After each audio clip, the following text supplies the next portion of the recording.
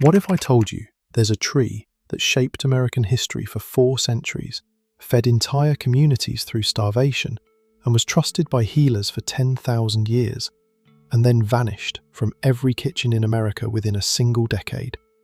Not because it stopped growing, not because it became rare, because someone decided it had to go. This is the story of sassafras, the tree that built America's first export economy, the tree that gave root beer its soul, the tree your great-grandmother knew by smell, by taste, by season, the tree that is still standing in forests across 20 states right now, producing leaves every spring, offering what it has always offered, and the tree that the FDA quietly erased from an entire nation's memory in 1960. Not because the science said it was dangerous, but because something far more powerful than science got involved.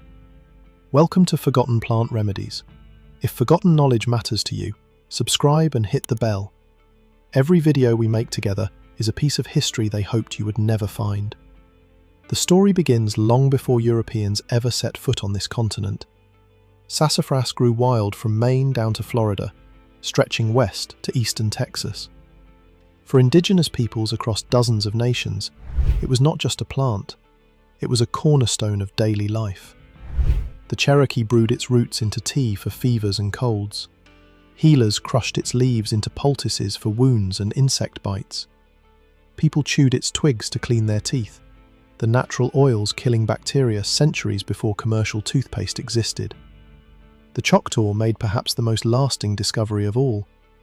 Dry the leaves completely, grind them into powder, and they become an extraordinary thickener for soups and stews. They called this filé. That knowledge, blended across generations with West African culinary tradition and French Creole cooking, became the backbone of Louisiana gumbo. One of the most iconic dishes in American food history exists directly because of indigenous sassafras knowledge. And when survival was on the line, sassafras did that too. Early English settlers at Roanoke documented it plainly. During periods of severe food scarcity, people survived by boiling sassafras leaves. The mucilage in the leaves provided nutrition when nothing else remained. This was not a plant on the edge of culture. It was woven through the center of it. When European explorers encountered sassafras in the 1500s, word spread fast. The timing was perfect. A syphilis epidemic was moving across Europe. Doctors had no reliable treatment, and here came reports from the New World of a tree whose roots could purify blood and heal the sick. The demand was immediate and enormous. By 1602, ships were crossing the Atlantic carrying entire tons of sassafras bark.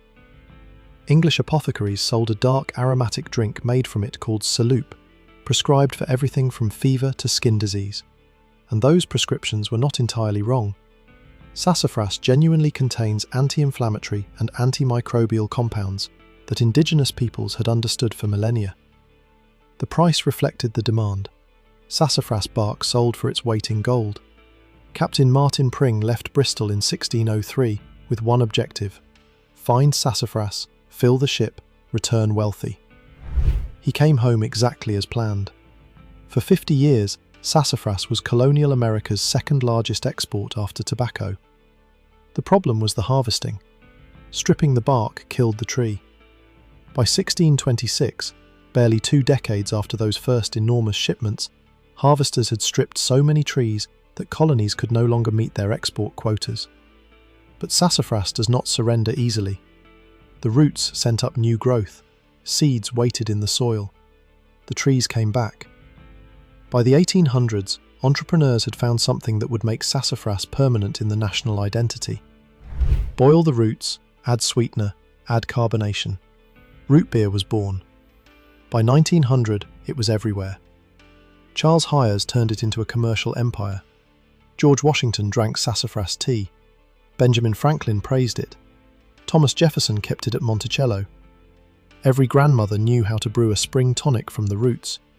Every southern cook kept filé beside the stove. Sassafras was as American as the continent itself. Then came 1960, and a single FDA announcement that changed everything. The compound responsible for sassafras's distinctive flavour and aroma, an oil called safrole, had been tested in laboratory rats. The rats developed liver tumours. Within months, safrole was classified as a poisonous substance and banned from all commercially produced food and drink. Root beer companies reformulated overnight, switching to artificial flavourings derived from petroleum. Filé powder disappeared or was chemically stripped. Herbalists stopped recommending sassafras. Within a single generation, most Americans had forgotten the plant existed. Here is what the FDA announcement left out. The laboratory rats received doses equivalent to a human drinking 32 bottles of root beer every single day for months. Not occasionally, every single day, at quantities no person consuming traditional sassafras tea would ever reach. And here is the detail that changes the entire picture. Nutmeg contains safrole. Black pepper contains safrole. Cinnamon, basil and star anise all contain safrole. Nutmeg specifically contains roughly 4 times more safrole per gram than sassafras does. Every one of those ingredients remained perfectly legal. They are on grocery store shelves right now. If safrole was the real concern, the logic does not hold. So what was the real concern? By the 1970s, the answer had surfaced. Safrole is a chemical precursor. Underground chemists had determined that with the right equipment, safrole could be converted into MDA and MDMA, the compounds known as ecstasy and molly. The DEA faced a specific problem. Sassafras trees grow wild across the entire eastern United States. They are native, they cannot be eradicated. Banning the tree itself was impossible, but banning safrole was not. The DEA classified it as a List 1 chemical, the same category as pseudoephedrine, substances considered critical precursors in manufacturing controlled drugs. Today, it is a federal offence to possess or distribute safrole, knowing it will be used to manufacture MDMA. A plant trusted for 10,000 years became classified as a drug precursor. Not because your great-grandmother's spring tonic was dangerous, not because filleting gumbo was harming anyone, because the same compound that made the tree medicinally valuable could, under laboratory conditions, be converted into something the government needed to control. The tree paid the price. What actually disappeared matters. Sassafras root contains compounds with confirmed anti-inflammatory properties. The mucilage in the leaves soothes digestive tissue. The bark oils demonstrate genuine antimicrobial activity. And in findings you will not find promoted by any regulatory body, recent research suggests safrole in traditional quantities may have protective effects against certain cancers rather than causing them. Filé powder is not just a thickener. Dried sassafras leaves contain vitamin A, vitamin C, calcium and manganese. A dish like Louisiana gumbo carries nutritional depth that traces directly back to Choctaw knowledge about a tree most Americans have now forgotten. Nutmeg sits on your spice rack right now. Cinnamon, black pepper, basil, all containing the same compound, all untouched. The difference is not danger. The difference is that nobody can efficiently convert grocery store nutmeg into controlled substances. Sassafras oil they can. Control, not safety, drew the line. The sassafras trees have not noticed any of this. They are growing right now in forests from Maine to Texas, producing their remarkable leaves, oval, mitten-shaped, 3-lobed, all on the same tree. In autumn they burn yellow and burgundy. Crush a leaf and it smells exactly like root beer. The trees kept growing. The knowledge did not. Elders who grew up drinking sassafras tea are aging. Recipes are disappearing. Children are growing up believing root beer flavour comes from a factory. 1 generation.